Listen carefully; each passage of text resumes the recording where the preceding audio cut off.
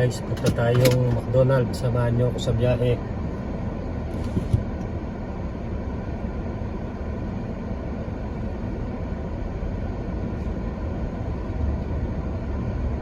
Dito guys sa Amerika, pag napunta ka dito, ang pinaka-importanting makuha, siyempre importante yung yung kailangan ka muna, green card. Kapag green card ka na, tapos ang pinaka-importante na makuha ay driver's license.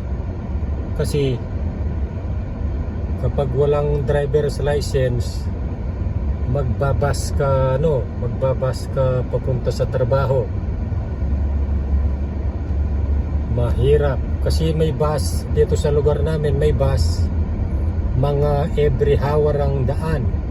Tapos ang mga bus dumadaan pa dun lang sa main road. Tingnan nyo dito sa mula dun sa bahay, yung main road ang layo pa, tapos medyo paakyat pa kasi nga medyo bulubundukin dito. Nasa hill area kasi kami. Tapos siyempre kapag maglalakad ka, masakit sa binti, sa hita. Lalo na siyempre kapag galing ka na ng trabaho, pagod ka na,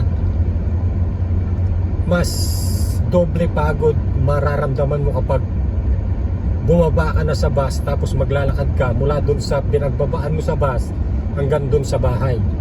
Yun ang nakakapagod, lalo na kung summer, mainit. Kasi siyempre pag pumasok ka ng trabaho, halos lalabas ka mga tanghali, ganon. Pag pumasok ka naman ng tanghali, yung papasok mainit naman.